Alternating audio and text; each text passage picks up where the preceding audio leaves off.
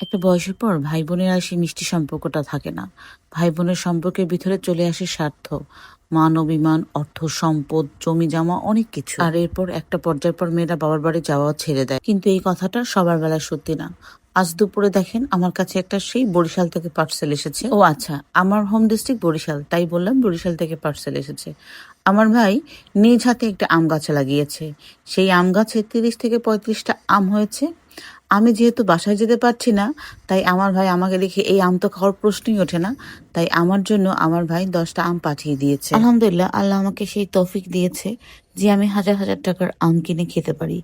কিন্তু বিশ্বাস করেন, এই আমটা দেখে যে পরিমাণ শান্তি লেগেছে, এখানে হাজার কেন, লাখ টাকার সুখের থেকেও অনেক বেশি সুখ। শুধু যে আম পাঠিয়েছে বলেই বলছি তা কিন্তু নয়।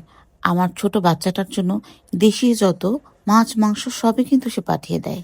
আমি জানি না কোন ভাই তার বোনকে ঈর্ষা করে, কোন বোন তার ভাইকে ঈর্ষা করে। কিন্তু আমি চাই আল্লাহ তাআলা আমার ভাইয়ের জীবনকে সুখ শান্তি ও রহমতের ছায়ায় ভরিয়ে দিক।